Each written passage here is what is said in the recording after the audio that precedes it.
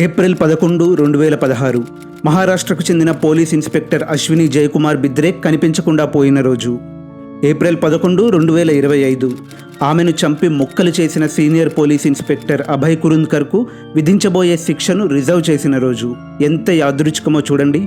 నేరం జరిగిన తేదీనే న్యాయం కూడా జరిగింది. ఈ మధ్యకాలంలో తాము చూసిన రేరెస్ట్ ఆఫ్ ది రేర్ కేసెస్లో ఇన్స్పెక్టర్ అశ్విని హత్య ఒకటని కోర్టు చెప్పిందంటే ఇందులో ఎన్ని దారుణాలు మలుపులు ఉన్నాయో అర్థం చేసుకోవచ్చు.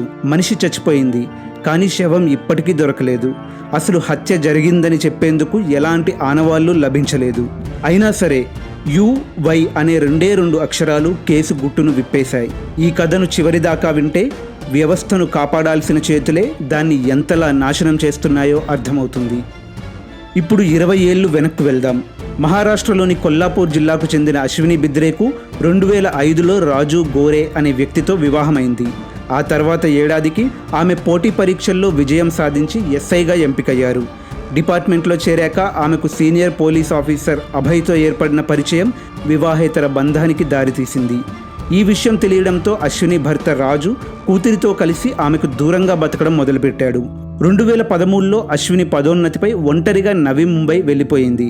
ఆమెను కలిసేందుకు అభయ్ కూడా తరచూ ఆమె ఫ్లాట్కు వెళ్తుండేవాడు. ఈ క్రమంలోనే 2016 ఏప్రిల్లో అశ్విని అకస్మాత్తుగా కనిపించకుండా పోయారు. అప్పటికే అశ్విని మెడిటేషన్ కోర్సులో చేరేందుకు కొన్ని రోజులు సెలవు పెట్టడం, ఆమె వివాహ బంధంలో కూడా సమస్యలు ఉన్నాయని ముందే తెలియడంతో నెలకు పైగా విధులకు హాజరు కాకపోయినా స్టేషన్ సిబ్బంది పెద్దగా పట్టించుకోలేదు. భర్తకు కూడా దూరం కావడంతో అక్కడి నుంచి కూడా ఆమె గురించి ఎవరూ ఆరా తీయలేదు. ఇలా దాదాపు 2 నెలలు గడిచిపోయాయి. ఈ క్రమంలో తల్లి ఎంతకీ ఫోన్ చేయకపోవడంతో అశ్విని 7 ఏళ్ల కూతురు సిద్ధి ఆందోళనకు గురైంది. దీంతో ఆమె కుటుంబం జూన్లో నవీ ముంబైలో మిస్సింగ్ కేసు ఫైల్ చేసింది. కానీ అప్పటికే జరగాల్సిన ఆలస్యం జరిగిపోయింది.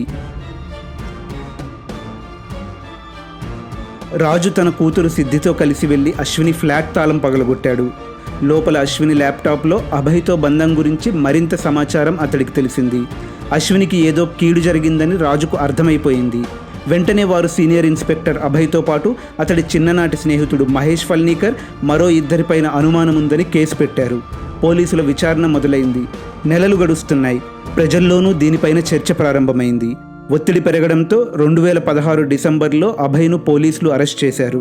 అయినా ఎలాంటి ఉపయోగం లేదు. ఆయన నుంచి అశ్విని గురించి ఒక్క మాట కూడా పోలీసులు చెప్పించలేకపోయారు. ఇక్కడ ట్విస్ట్ ఏంటంటే 2016లో హత్య కేసులో అరెస్ట్ అయిన అభయ్కు 2017 గణతంత్ర దినోత్సవం నాడు ప్రెసిడెంట్ గ్యాలంటరీ అవార్డు లభించింది. మన వ్యవస్థ దుర్భర స్థితిని ఈ ఒక్క ఘటనతో అర్థం చేసుకోవచ్చు. ఇక ఏడాదిన్నర తర్వాత 2018లో అభయ్ స్నేహితుడు మహేష్ను పోలీసులు అరెస్ట్ చేశాక కేసు అసలు మలుపు తిరిగింది. అతడి విచారణలో పిడుగులాంటి వార్త బయటకొచ్చింది. అశ్వినిని చంపేశాం, మొద్దులు కోసే యంత్రంతో శవాన్ని ముక్కలు చేశాం, వాటిని గోనె సంచిల్లో కుక్కి కారు డిక్కీలో తీసుకెళ్లి 50 కిలోల ఇనుప దిమ్మెలను తగిలించి వసాయి సరస్సులో కలిపేశాం అంటూ విచారణలో అభయ్ స్నేహితుడు మహేష్ పోలీసులకు చెప్పాడు. ఇది మీర్పేట మాధవి లాంటి కేసే. హత్య జరిగిందని తెలిసినా ఎలాంటి ఆధారాలు లభించలేదు. హత్యకు ఉపయోగించిన ఆయుధము దొరకలేదు. 2016 ఏప్రిల్ 11న అంటే హత్యకు కొన్ని గంటల ముందు అశ్విని అభయ్ను కలిశారు. ఆ రోజు తానే రైల్వే స్టేషన్ ఎదురుగా ఉన్న ఒక హోటల్లో వారిద్దరూ టీ తాగారు. తర్వాత వాళ్ళిద్దరూ ఒకే కారులో అభయ్ ఇంటికి వెళ్ళారు. అక్కడ తనను పెళ్లి చేసుకోవాలని అభయ్ను అశ్విని అడగడంతో గొడవ ప్రారంభమైంది. అప్పటికే అభయ్కు పెళ్ళై 2 పిల్లలున్నారు. అప్పుడే ఆవేశంలో అభయ్ అశ్వినిని క్రికెట్ బ్యాట్తో కొట్టి చంపేశాడు. శవాన్ని యంత్రంతో ముక్కలు చేసి తలను కాళ్ళు చేతుల్ని అదే రోజు సరస్సులో పడేశాడు. మరుసటి రోజు తన డ్రైవర్తో పాటు స్నేహితుడి సాయంతో ఫ్రిడ్జ్లో దాచిపెట్టిన మొండాన్ని కూడా ట్రంకు పెట్టెలో కుక్కి నీటిలో విసిరేశాడు.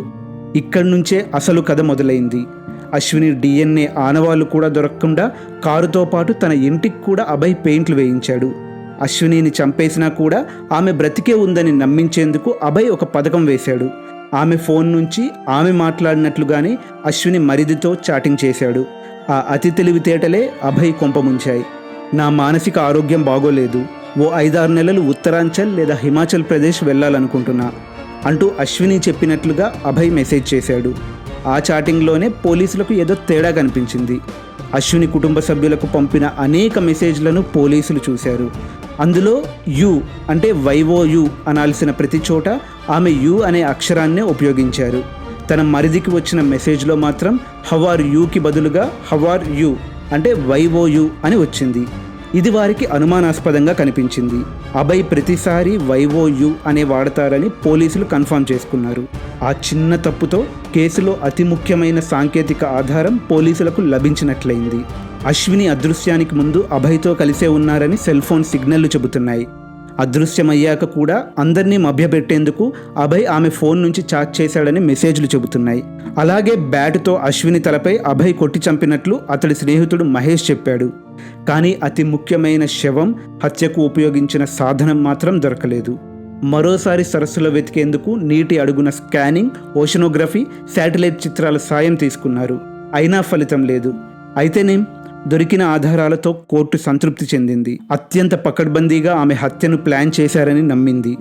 కేసును తప్పుదోవ పట్టించేందుకు ఉన్నత స్థానంలో ఉన్న వ్యక్తి ప్రయత్నించడం, అతడికి పోలీసు అవార్డు ఇవ్వడం, ఓ మహిళా ఇన్స్పెక్టర్ మిస్ అయినా సరిగ్గా స్పందించకపోవడం, వీటన్నింటినీ నిర్లక్ష్యానికి పరాకాష్ఠగా కోర్టు భావించింది. చివరికి 9 ఏళ్ల సుదీర్ఘ విచారణ తర్వాత దోషులను నిర్ధారించింది. ఈ 9 ఏళ్లలో అశ్విని భర్త రాజును మీడియా పదే పదే ఒక ప్రశ్న అడిగింది. మీ భార్య మిమ్మల్ని మోసం చేసింది, మీరు ఆమెకు దూరంగా ఉంటున్నారు కదా, మరి ఇన్నేళ్ళు ఆమె కోసం ఎందుకు పోరాడారు అని. దానికి ఆయన ఒక్కటే జవాబిచ్చేవారు, ఆమె ఎందుకు అలా చేసిందో అప్రస్తుతం, కానీ మనిషిగా ఆమె చాలా మంచిది. అమ్మకు ఏమైంది నాన్న అని నా కూతురు అడిగితే నా దగ్గర సమాధానం ఉండాలి. అశ్వినికి న్యాయం జరగాలి. అందుకే